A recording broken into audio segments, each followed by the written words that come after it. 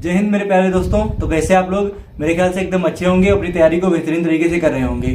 तो दोस्तों आज आप लोगों को SSCD 2023-24 के लिए लास्ट टाइम में तैयारी कैसे करनी है, उसके बाद लास्ट 10 दिनों की स्ट्रेटजी क्या रखनी है, इससे संबंधित आप लोगों को जानकारी मिलेगी।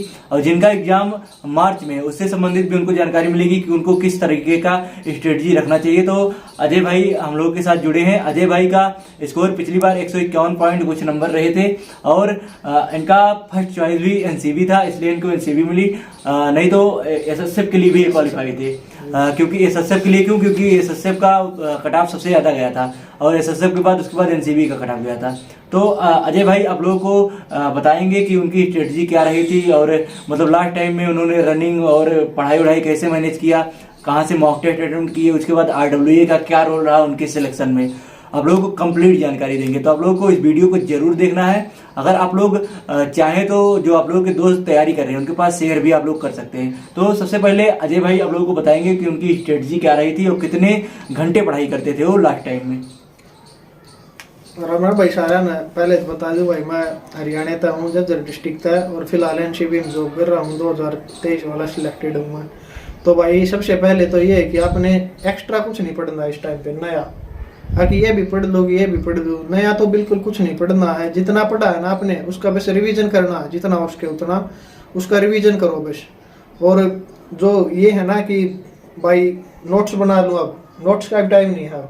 अब नोट्स का टाइम कहाँ बचा? अगर आपने पीछे बनाए हैं तो उन्हीं को रिवीजन करो, जितना हो सके उतना रिवीजन करो। उनको नया पढ़ने का बिल्कुल कोशिश ना करो कि मैं कुछ भी नया पढ़ दूं। और करंट अफेयर भी आप पढ़ना छोड़ दो, कोई दिक्कत नहीं है अभी भी, क्योंकि 10-20 दिन पहले कोई मुश्किल है कि कोई करंट अफेयर कोई भी क्वेश्चन मिले। मेरे ख्याल से जनवरी के बाद से, हाँ जनवरी के बाद से आपको कोई वो क्वेश्चन नहीं मिला करंट अफेयर का, बस भाई। और जैसा कि RWA का रोल मतलब क्या रहा, कुछ बताएंगे भाई? RWA से ही पढ़ाई की है, रोल तो सारा ही RWA का था। सचिन गागर में सागर अटेम्प्ट करो। अगर किसी ने अपने नोट्स नहीं बनाए तो, अगर किसी ने नोट्स बना रखे हैं, मान लो कोई ये सोच रहा है कि मेरे रीजनिंग में ठीक हो रहे हैं 19, 20, 18, 19 प्रत्येक मॉक टेस्ट में हो जाते थे, उसको कोई इतना इंपॉर्टेंट नहीं है कि वो 7-8 घंटे गागर में सागर रीजनिंग में वेस्ट करे। इतना तो आपने कोई GS का रिवीजन कर लेगा। अगर किसी को डाउट है तो भाई कर सकता अपना रिवीजन। ये भी गागर में सागर भी बेस्ट है। मैंने तो अटेम्प्ट की थी, मैं तो अपनी बता रहा हूँ क्योंकि मेरा सिलेबस पहले ही हो गया था पूरा और रिवीजन भी हो गया था। तो सजेस्ट करेंगे कि देख लो आप गागर में सागर। मॉक टेस्ट मतलब कितने दिन पहले अटेम्प्ट करना बंद कर देना है? मॉक टेस्ट ये है कि भाई आपको 10 से 15 दिन पहले मॉक टेस्ट देने ही बंद कर देने हैं, क्योंकि उसमें मान लो एक मॉक टेस्ट में भी आपके कम नंबर आ गए, आप डिमोटिवेट हो जाएंगे और 2 से 3 दिन तो वैसे ही वेस्ट हो जाएंगे।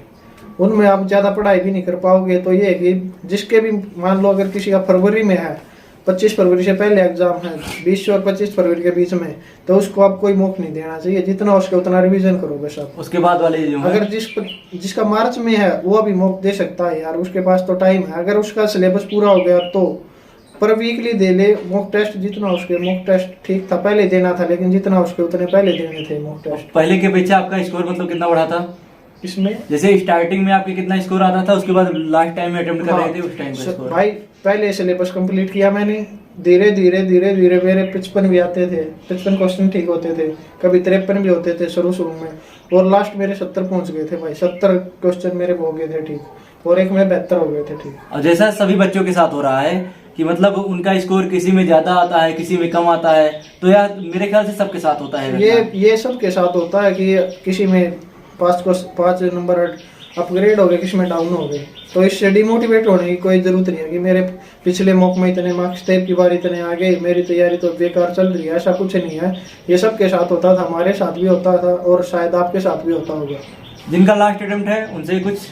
लास्ट अटेम्प्ट वाले तो भाई डू एंड डाई का काम था। डू एंड डाई का मतलब उनको अपना सब कुछ लगा देना है, 100% लगाना है। कुछ नहीं, उनका तो कुछ काम है ही नहीं यार कि अगर उनको ये है 24 घंटे में से अगर 16 घंटे पढ़ना पड़े तो 10 दिन पढ़ दो। 100% अगर उनको 24 में से 16 घंटे पढ़ने हैं तो आप लोग कोशिश कीजिए कि पढ़ाई करिए और कोई काम ही नहीं है यार। 10 दिन बाद कर लेना जो करना है वो। जिसका लास्ट टाइम है उसको तो जी जान झोंक देनी चाहिए, और ये नहीं है जिसका लास्ट उसी को करना चाहिए, वो तो सबको करना चाहिए, सबका करना चाहिए यार। हमारा फर्स्ट अटेम्प्ट में हो गया, कोई ऐसा नहीं है कि लास्ट अटेम्प्ट में पूरी जान लगानी है। पहले भी आप फर्स्ट अटेम्प्ट में करके बिल्कुल आगे की अपनी तैयारी को बनाए रखें। और कागर में अगर आप कर लो अटेम्प्ट, अगर किसी का रिवीजन नहीं हो रखा तो कर सकते हो आप अटेम्प्ट।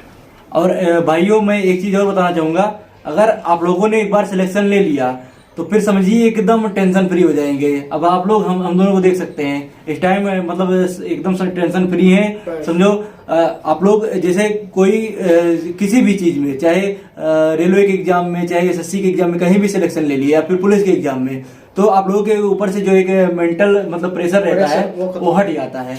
तो आप अगर उसके बाद चाहेंगे तो आप आगे की भी तैयारी कर सकते हैं। अब अजय भाई भी तैयारी कर रहे हैं, मैं भी तैयारी कर रहा हूँ, मेरे साथ जो है सब तैयारी कर रहे हैं आगे की तैयारी। मतलब जैसे आगे की तैयारी क्या रहती है, आगे की तैयारी रहती है कि अपना ग्रेड पे बढ़ाना, बेसिक पे बढ़ाना अपना। तो आप लोगों को खुद से मोटिवेट रखना है अपने आप को और उसी प्रकार पढ़ाई करनी है। तो अजय भाई जैसे आप लास्ट टाइम में जब तैयारी कर रहे थे, जैसे आप लोग के 10-15 दिन बचे थे, तो आप रनिंग वनिंग कुछ कर रहे थे या फिर सिर्फ पढ़ाई पे आपका फोकस था? कितने घंटे पढ़ाई करते थे? भाई ये जिसके 10-15 दिन तो आप रनिंग को स्किप कर दोगे तो ठीक रहेगा, क्योंकि आप रनिंग करोगे उससे आप थकावट मिलेगी शरीर में और उससे पढ़ने का मन नहीं करेगा। तो ये है कि 10 से 15 दिन रनिंग को स्किप कर देगे तो ठीक रहेगा। 10 से 15 दिन बाद फिर स्टार्ट कर लेना। ये नहीं है कि एग्जाम है, रनिंग भी जरूरी है। और क्या हर चीज जरूरी है, मेडिकल रनिंग एग्जाम सबसे जरूरी है। लेकिन सबसे जरूरी है फिलहाल एग्जाम, क्योंकि इसकी डेट फिक्स अभी।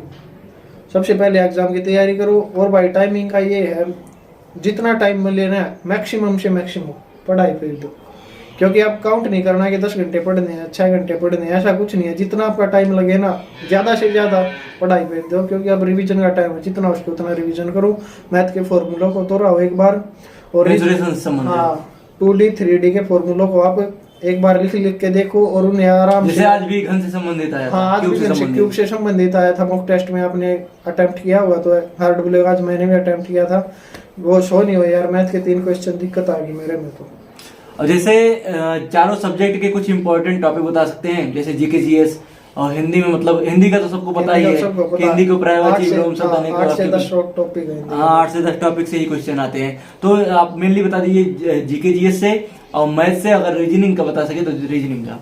सबसे पहले जीएस, क्योंकि मैथ रीजनिंग का तो एक फिक्स सिलेबस है। जीएस के भाई सबसे जरूरी है स्टैटिक जीके के।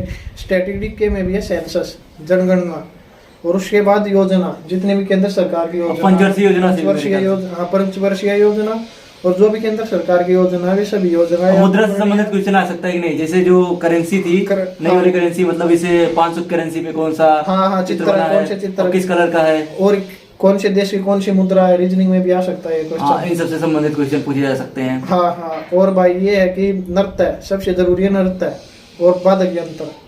और किससे संबंधित है? स्टैटिक में समझो स्टैटिक की जान है। हाँ, स्टैटिक ये त्योहार हो गए, नृत्य हो गया, वाद्य यंत्र हो गया, एक जनगणना हो गई, ये पंचवर्षीय योजना से क्वेश्चन बन सकते हैं, वैसे ज्यादा चांस नहीं है। हाँ, एक डे हो गया, एक बुक हो गया। जैसे हम लोग पिछली बार पढ़ाई किए थे, तो मेरे ख्याल से उसमें क्वेश्चन बने थे जो विधानसभा वाले चुनाव होते हैं, इन सब। हाँ।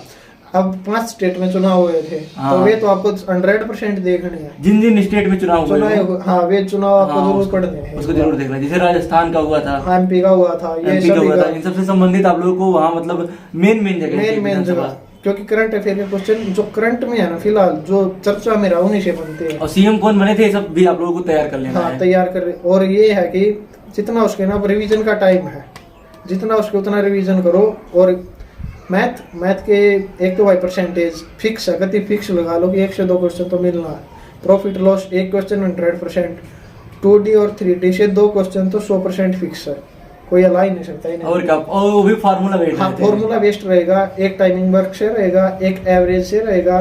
एवरेज वाले में वो रहेगा कि भाई इतने गैप में दे अपनी दूरी को क्लियर करता है, 1/3 दूरी को इतने समय में। हाँ, इस टाइप के क्वेश्चन एक वाला क्वेश्चन भी मतलब नया ट्रेंड में चल रहा है, जैसे वो तो पूछा जाता है पुलिस के एग्जाम में, लेकिन जीडी के एग्जाम में भी पूछा। जीडी का एग्जाम में खूब पूछा गया था पिछली बार। प्रॉफिट लॉस में बेईमान दुकानदार से पूछा गया था पिछले टाइम में। हाँ, बेईमान दुकानदार वाला आप लोगों को शायद राहुल तेवतिया सर ने पढ़ाया और दीपक सर भी पढ़ा रहे हैं। हाँ, दीपक सर भी पढ़ा रहे हैं। तो बेईमान दुकानदार वाला भी आप लोगों को जरूर देख लेना है। हाँ, नंबर सिस्टम को स्किप कर सकते हो। मेरे एग्जाम में तो कोई आया नहीं था पिछली बार, तुम्हारे में आया था।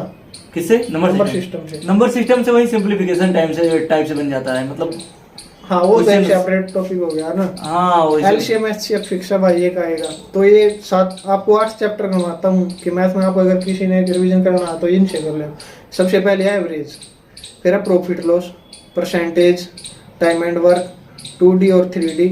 अच्छा भाई, एलसीएम एचसीएफ, और एक आएगा उससे स्पीड है, स्पीड हाँ टाइम टाइम, स्पीड डिस्टेंस। हाँ इसी में उसमें मतलब सब कुछ कवर हो जाता है, ट्रेन में सब कुछ कवर हो जाता है। हाँ सब कुछ और थीप वाले क्वेश्चन थीप वाले क्वेश्चन हो जाते हैं उसमें। तो आप उसके तो इन टॉपिक पे थोड़ा ज्यादा ध्यान दो।